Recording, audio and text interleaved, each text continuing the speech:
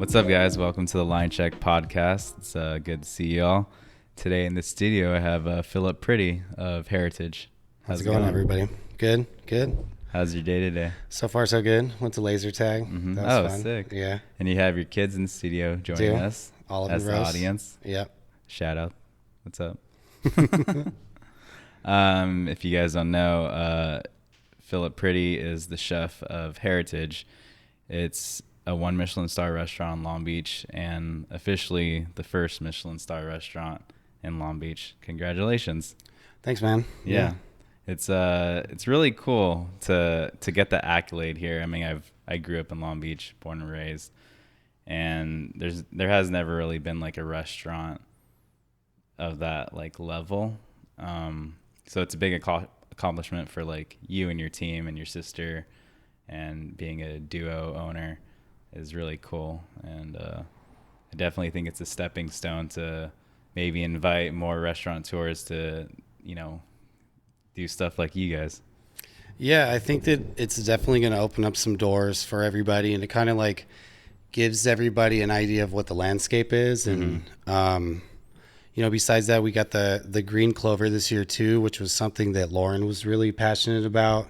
And she helped push that forward pretty much the whole time and set up the system so that we can compost and be one of 5 in the city that does it. And, from the stuff that we get in from our chemicals to everything else across the board is how we got green certified as well. That's super rad. So what I was like thinking too, as like being a Michelin star restaurant in Long Beach and living here and knowing how a lot of people like to eat, we love our Mexican food and, like our beer and I think it makes people curious to want to eat your food now and kind of get out of that like comfort zone. I mean, I think so. I think it's, it comes across as like Lauren and I have been here. Lauren was born here. I've been here since I was 4. And so we're really ingrained in the city. Mm-hmm. And it was never about like, I cooked in LA my whole career. And then I came out here and got a job prior to opening up Heritage. And the idea was to do something exactly what we're doing. And then COVID hit. So we pivoted, did sandwiches to go through COVID. And then as soon as they opened up PM, we wanted to do it. And so we started at one point, continued to push, and never really thought that we could get a star. Mm-hmm. And then we got the plate for the sandwich shop, and we were like, okay, so obviously they're in Long Beach, and that made us like be hungry. Like, okay, we could do this. And then we pushed hard, and the next year we got it. That's so awesome. So when you guys first opened Heritage, was the like goal to do like a tasting menu, and then it transitioned into sandwiches during COVID? Yeah, I mean, we were looking for locations prior to COVID, and we found the location 2 months in. Lauren didn't have a job. I was like not working a lot just because nature of the beast, and we saw this space and took a shot at it, and knew that we needed to pay rent. So the idea was like, let's do sandwiches to go, let's do sides and see if we can cater it. If it becomes something, that's great. If not, like at least it like paid the bills and got us to a point. And then when we opened up PM, like it was the revenue is just different. Mm-hmm. There's more people. Yeah. That's so cool. Yeah, during COVID, I was actually working for UPS. Like, it was hard to find a job. Yep. And I actually, like, during my break, I went to Heritage and got a sandwich, and then ate it in the truck. Hell yeah. And it was, like, a pretty cool experience. And the sandwich is really good. I got the pork belly sandwich. Yeah. I forgot, like, what was all in it, but it was just, like, really good. It got all over me and messy. And, like, there's nowhere to wash your hands. Like, the UPS truck says, like, gotta figure this shit out. But, yeah, that's super cool. Like, how does it feel to get this accolade now? I mean, honestly, like at the time when we got the call, I told Lauren, I was like, I bet you we're going to get the green star. Like I was confident in that because what we were doing was just different. And it was like, I felt like we were in the forefront of something in the city. And if we were doing that in the city, it made me feel like we've got to be somewhere in like nationwide if we're doing this, as far as we were going. And then we got the farm and we started doing all that. So when we got the Green Star first, we went back and they like gave us a big cup of bourbon, and Lauren drank the whole thing in one swig, and then they started calling the repeat stars, and the repeat stars went up there, and then they called us like the first star, and I like yelled as loud as I could, "Fuck yeah!" And the whole crowd just went crazy because everybody was pretty stodgy during that they're time. like, you know? they're like just very studious. But like probably. it really broke up the crowd, and then after when we went to the after party, everybody was coming up to us, wanted to drink with us because Yeah, exactly. turn it up a little bit. Celebration. Yeah. Yeah. That's so rad. How is it running a restaurant with your sister? It's awesome. We're 11 years apart, and when she was younger, like I just watched her a lot, so we bonded early on.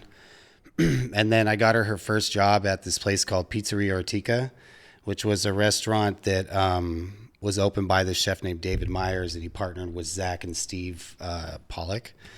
And they had a host position open, and she was 16, so I got her the job there. And we worked together maybe like 6 months, and I knew that she loved it. And then from that point on, we just like loosely talked about doing it. And then we went on a trip to New Orleans, and I was like, all right, let's do this. And then 2 years later, we opened up our spot. That's so cool. Yeah, I mean, like working with your sibling, it must be like, I mean, you guys are 11 years apart, so there's probably like there's definitely that age gap, like compared to me, like I'm 2 years apart with like my brothers and sister, and we get a little testy with each other sometimes. So it seems like you're more like a definitely kind of like that older like mentor figure. Yeah, and there's no like there's no competition there. Yeah, yeah, exactly.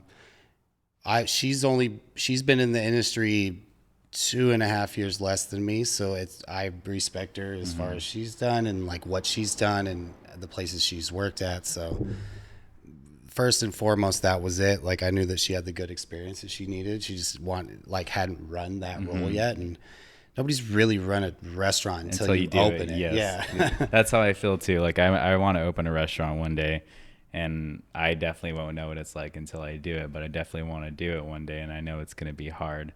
Yeah, it's tough. But I mean, if you're passionate and you have like a good product and idea, and I feel like anybody could do it, Yeah.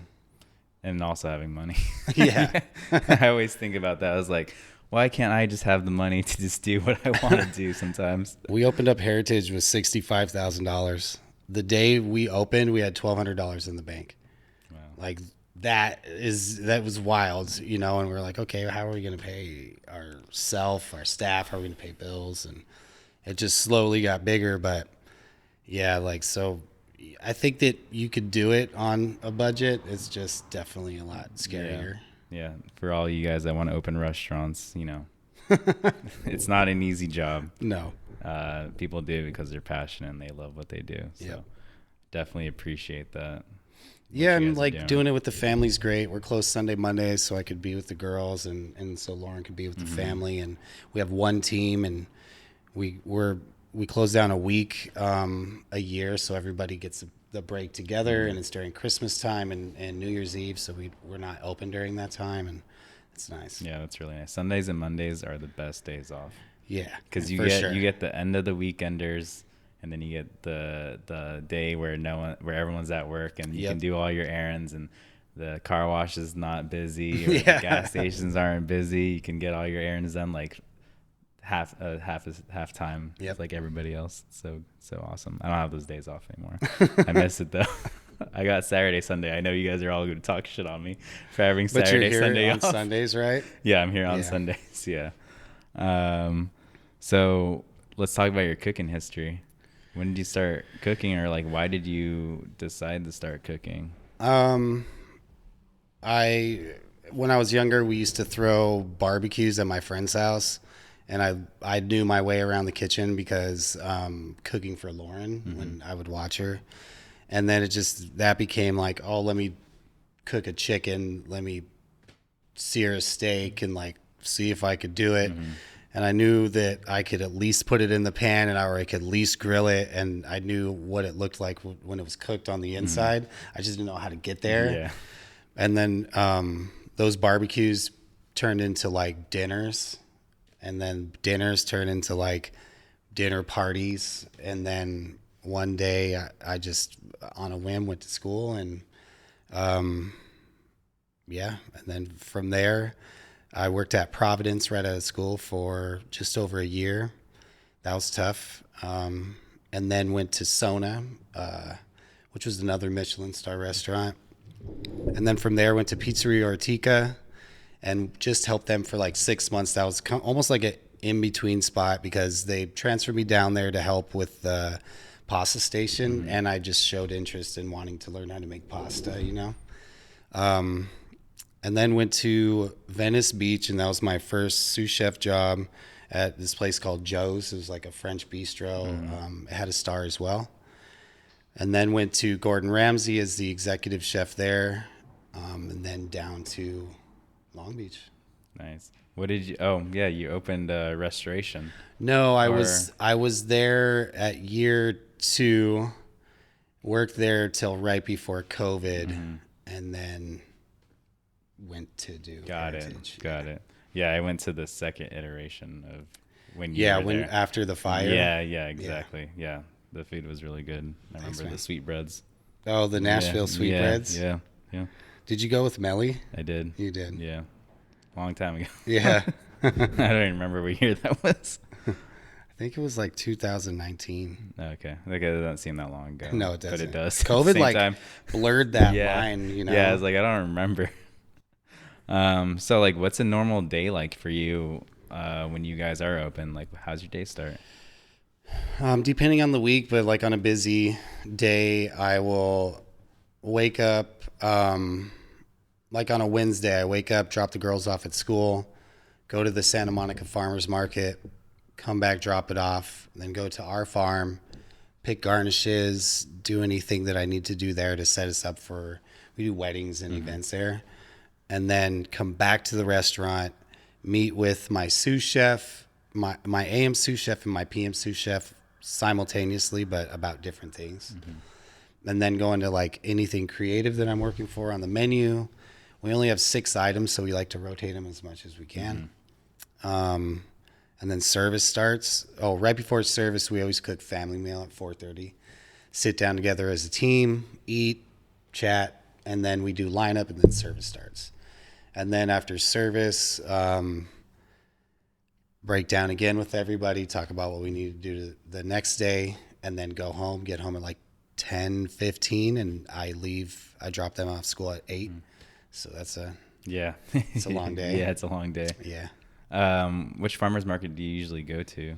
I do Santa Monica on Wednesday, and then I do Bixby on Tuesday and Saturday, and then the Promenade on Friday. Cool. Thursday is the only day we don't go, and we try to get as much as we can from our farm in between that, and then Thursday's like a big harvest day from there. Yeah, and you guys have your own little farm in your backyard, or no, side? it's like or it's actually like in a different quarter location. mile away, in this old converted warehouse district, and there's like a big barn area, and then the outside of it is all growing area. We have chickens and 7,200 worth of growing feet worth of growing space. Cool. Like, how did you decide to get that started?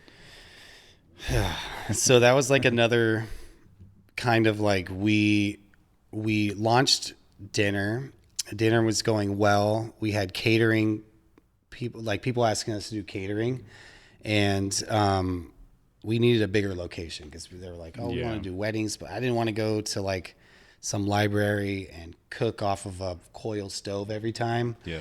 I was like, if we're going to do caterings, let's find an event space and see if we could partner with them. And in doing so, found out that one of our friends owns this space that is an urban farm and has been so since 1985. And then came in and kind of like slowly took over the whole space. And we've been there a year and a half, signed a 5-year lease in January. That's awesome. What kind of produce you got growing right now?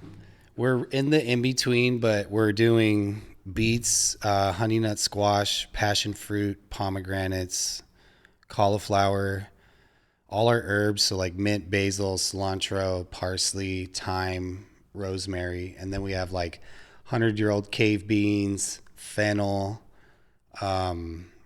We plant snap peas early because they do really well during this time of the year in California. So snap peas are going.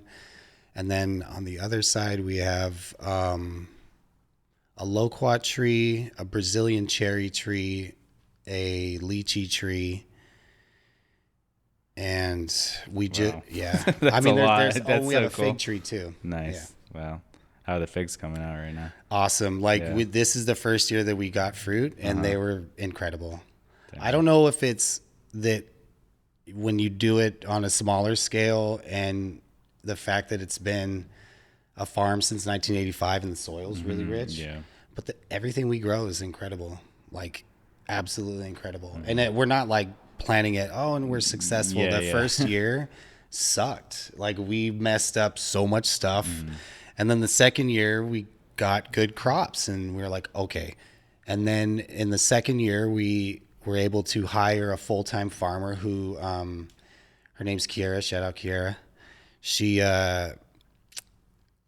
graduated with a horticultural background, came on as a volunteer, and then we didn't want to do volunteers because we wanted to do it as a profit. Yeah. So then we hired her 1 day a week to 2 days a week to 3 to 4 to 5. Now she's full time, and when we do events there, she has restaurant experience, so like she'll like run the events too. Yeah, that's so cool. And she's really, it's good for us in two ways. Has the best green thumb, and also she can speak on the property like really well. That's so cool. I love that like connection from like restaurant to like your urban farm and like different locations, and having that person that's like taking care of this area, and then you guys can just like, it just all works together. Yeah, and then the cooks, we have 3 cooks that go there. 2 of them go twice a week. 1 goes once a week, and then we have a couple front of the house people that go there. It takes a lot. Yeah. Like it's a lot. Like when we did it, I was like, oh yeah, we're gonna be fine. We could do this. It's a lot. You're getting your hands dirty, like literally dirty. But we're like But trying knowing- to. We signed a 5 with the 5 behind it, so it can run that simultaneously with Heritage, because we want Heritage to be there for 20 years. We want to buy the building, we want to buy the farm, and I'm like trying to do something here. It's my city. I love it. Yeah, So. exactly. That's how I feel about it too. Yeah. Like eventually I'd love to do something here too. It's my city. Like I don't want to go to LA. Yeah, no, and you don't open have something to. I there. think that there's like a renaissance going on right now. There's Exactly. all kinds of stuff like this, and restaurants and pop-ups, and a lot of music going on, and art. It's wild, you know. Yeah, I mean, I was like telling my partner, if I won like the lottery, or if we won the lottery, we'd want to like just like I would buy the Prospector. Yeah, and then turn it dope. into like a really cool music scene Yeah. again, and do basically what Pappy and Harriet's does for music over there, and bring it to Long Beach. And I think that'd be super cool. That would be to cool. just like revitalize it. That's something. I mean, and then also like do some other stuff. I don't know, but I definitely want to like keep doing stuff in Long Beach. Yeah, And just I like agree. bring it back, like you said. Yeah, and just more variety. You know. Yeah, more variety. I say it all the time. Yeah, definitely. Yeah, I've seen on your like Instagram post of your cart that you use for the farmers market. Oh, yeah, and you got that's the notorious you got the cart. little license plate on there. It says Heritage. It does. It says That's so Heritage cool. 2020, and we've used it. Like we don't have a produce purveyor, so we only get stuff from the farmers market, everything across the board.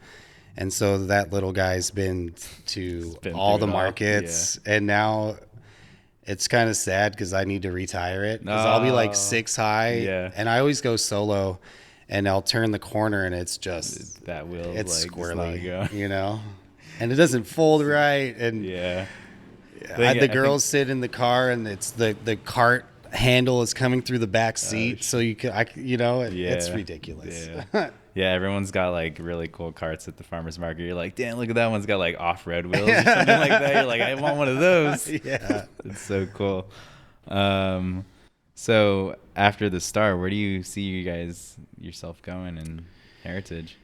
I mean, we got the star, and I'm not like I try to be humble at all times and lead by example. And it's like, don't rest on your accolades. Be happy that we got the star, but now we have to maintain it, and now we have a responsibility for the city, because now everybody's going to be watching us. Because why did somebody from Long Beach get it, right? I mean, that's like, I know that's some of the talk that's happening, and just come down and you'll see. Yeah, exactly. Yeah. But I think that 5 years from now, the farm should be 90% of what we do, and just like I want more out of that building, and I want to bring, like, I'm in like the mentor mode now where I'm not on the line all the time. So like a lot of these cooks have been with me forever. Like I have people that stay 7 years, 6 years, 5 years. So it's important to me that whoever comes into the restaurant, that I give them an ample amount of time, because when they leave, they represent us. But I also want them to like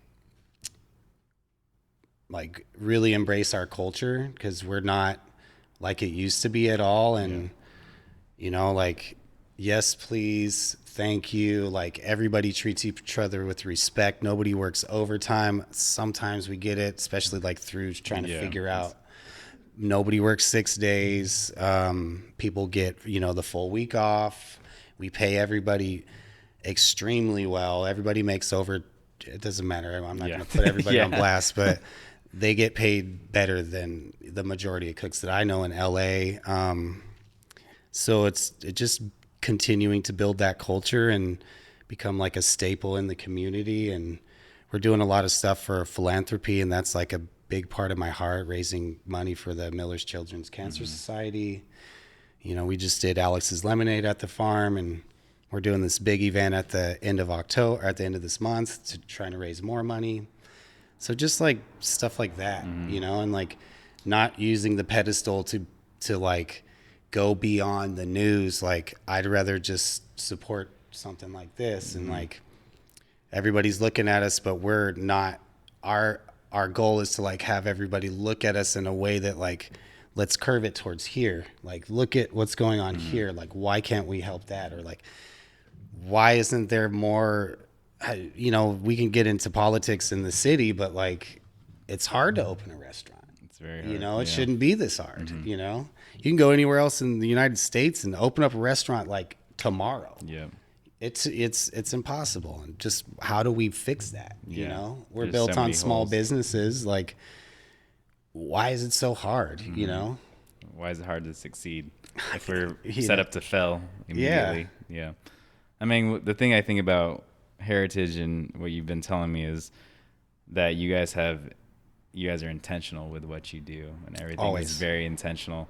And I think that speaks louder than than what you have to say. You guys are already doing it. And if anyone like has to say otherwise or disagrees with being the first Michelin star restaurant, I think that it doesn't really matter, because you guys are just doing what you're doing. You didn't have to like do anything big before you even got it. You guys just been doing it the whole time and just been quiet and humble.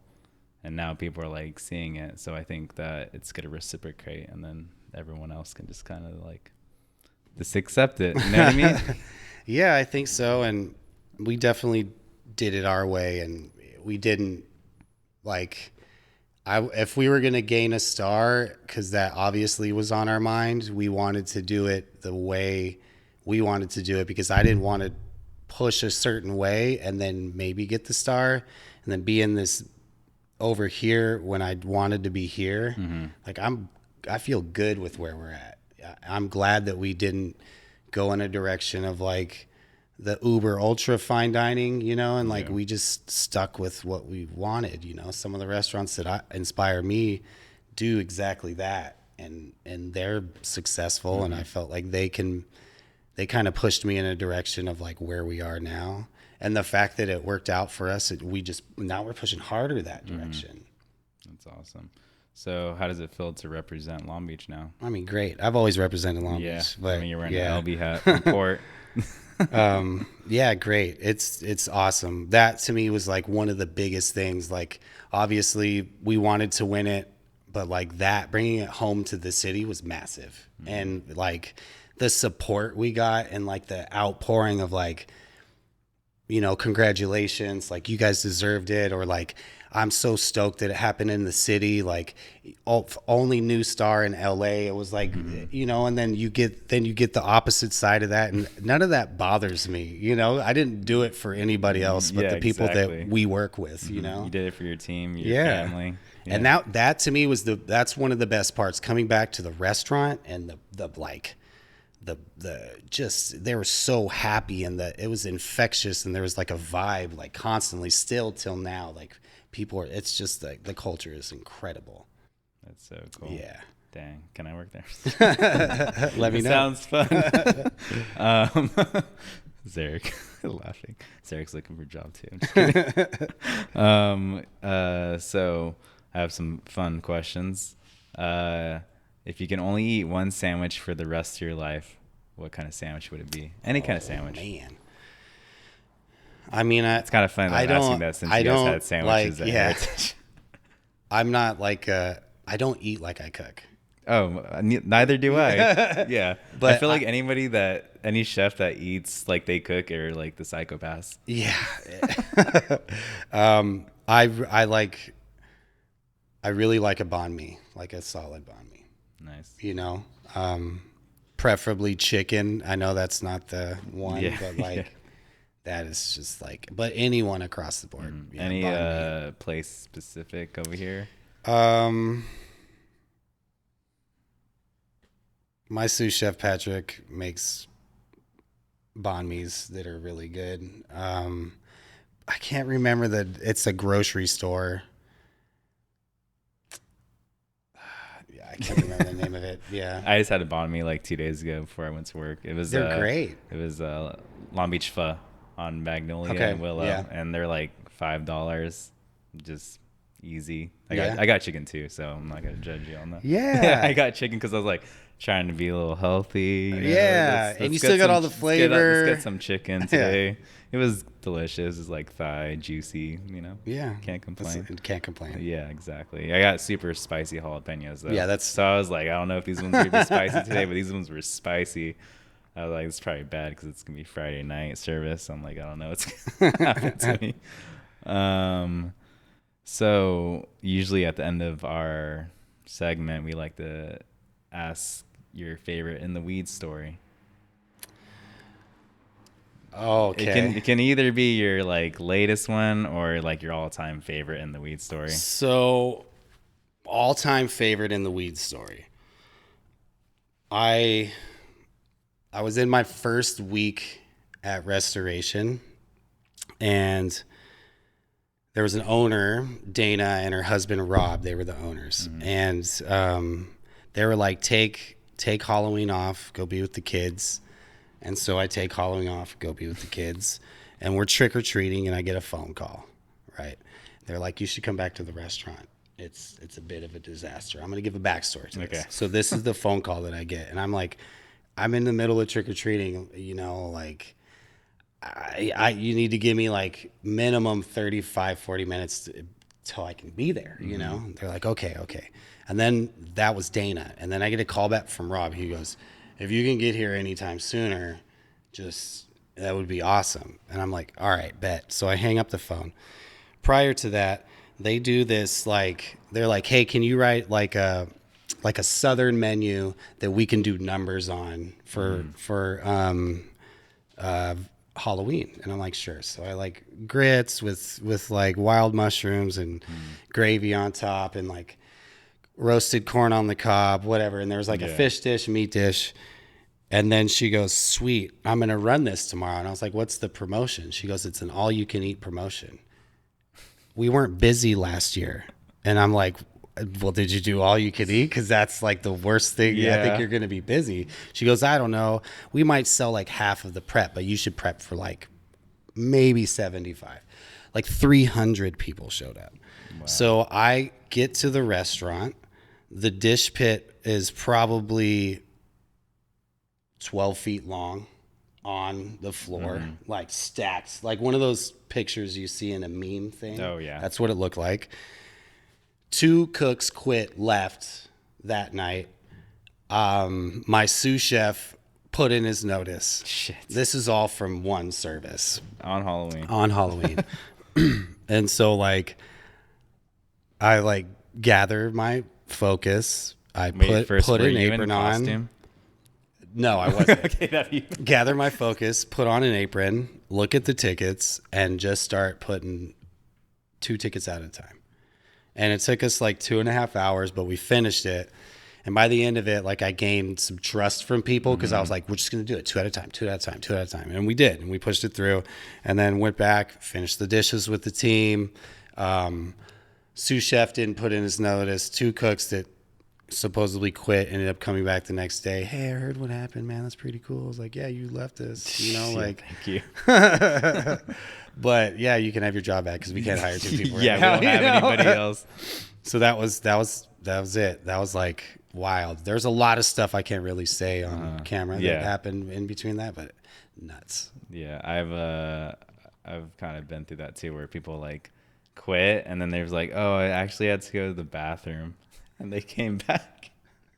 They told me, I was like, you guys can leave if you guys don't want to do this, and they left. And he's like, oh, I just went to the bathroom after you said that, but I'm coming back. I was like, what? You for sure wanted to leave in that moment. Yep. But then you had to change your heart. And you're like, I probably shouldn't leave right now. Yeah, nope. It's a judge of character. I mean, everybody has rough services. Oh, yeah. But that took the cake. And then one New Year's Eve at Gordon, we did like 275 covers, and the ticket rail was to the ground and like snaked over, and the machine, and then our rail was full. We had to comp 65% of the meals. And this was like, that was again, like first 2 weeks I was there. I started like right after Christmas, and that was my first. Wow, the holidays suck at Yeah. restaurants. Well, also like, don't let your manager run the promotions. No, like never. be involved in those conversations because they're going to try to do numbers. They'll be like, oh yeah, the kitchen's going to be fine. They don't never know what that They fine never know. level They don't is, know. you know? No. Yeah, I deal with that. Yeah. So what's your favorite dish at Heritage right now? I really like the beet dish because we grow the beets, we grew the cucamelons, we make the yogurts, we grow the cucumbers for a cucumber granita. We use the pickling liquid from the cucamelons to season it. It's very like zero waste, and we grow the majority of it. And I think it's one of those dishes that when people try it, they are like, wow, okay, I see where we're going from here. Yeah. Well, we're excited to eat there. We're gonna be we're eating excited to there cook for you. day before Thanksgiving. Yeah. Can't wait. Yeah. It's been a long time coming. Cool. It was great to have you on the podcast. Yeah, thanks for having me. We'll see you soon. See Yeah, you for around the sure. city for sure. Thanks, man. That was it, and that was your line check for today. See you later, guys.